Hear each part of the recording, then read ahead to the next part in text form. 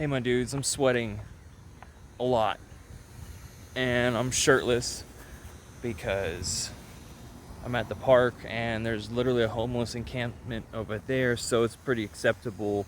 There's also a water park over here. What we're gonna do is we're gonna walk over to the water park and we're gonna collectively mourn for the children's future, which is fast approaching permanent hell. All right. Many of you may know about the wildfires in Alaska are record-breaking this year, melting the tundra and releasing copious amounts of methane and CO2 in the atmosphere, both highly dense molecules. And so that was brought upon my attention this morning, as well as the Climate Emergency Forum posting a video with Dr. Jenny Taylor. She's a emeritus of like scholarly studies, something with I forgot exactly, you can't quote me, but this woman has been in education a long time, and she wrote a letter directly to the White House, to Congress, asking them on the behalf of our children's future. It's really powerful stuff, guys. And she goes on to talk about the carbon capture pipelines. There's one of them that exploded and just decimated the whole area. You know, the fact that the big oil is pushing this technology when most of the public isn't even aware. Most of the public doesn't even know about this technology. They're trusting this big giant lie. It's the second big lie.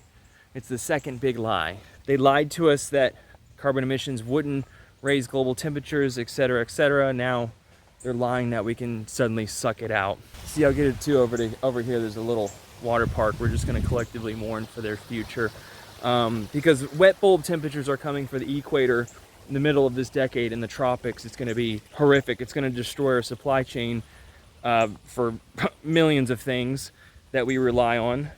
And again, habitat gone. We're closing the gate.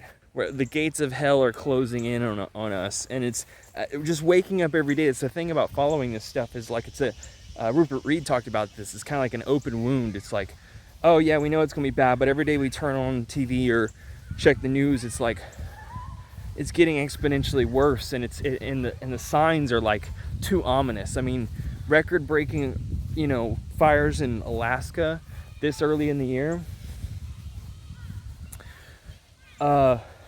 Yeah, I haven't read Ministry for the Future, but it's one of this really highly acclaimed science fiction novel. I don't think we're not going to have a stable society by 2030 at all, guys. We're going to breach past 2 degrees Celsius, man. Half the world's population exposed to lethal heat, habitat gone. And the way we're acting, now is like truly mind-blowing. How calm we are given a literal comet. A literal comet is coming to destroy all of us.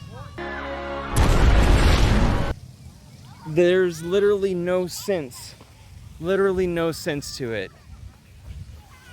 The denialists are everywhere. We're too entrenched, we're too hooked to this system now, man. We can't. I've read Ishmael, I thought about that book this morning. We're too interconnected, dependent on everything working properly. And the fact that we're even being pushed net zero is, yeah. Can you guys help me find the words for that? Well, I wanted to get that off my chest. Check out, I'll try to get around to reading Ministry for the Future. I met a young man the other day, his name's Mickey, at the gym.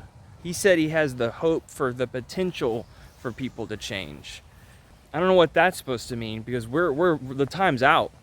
Like, if there is any hope for change in people working cooperatively when we don't even talk to our neighbors as is. You hear the cicadas?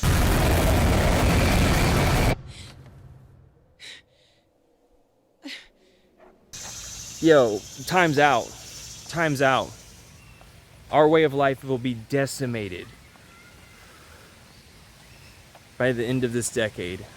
And the Arctic sea ice chart is like trending with its worst low, 2012. If we get another year like that and it dips into, less than talking BOE. Look, man, I don't even have time or care to like argue with denialists or people on my channel that come here and like say I'm crazy. Like, at this point, the science is unequivocal. Okay, you're just a dum-dum. I think there was a recent report that said that more meteorologists are covering this subject. Like, they're actually covering it more. All of you around the world, I know you're feeling it. I like you hanging out with me. To be fully conscious and present at this moment in history is a daunting and courageous task, and all of you are up to it.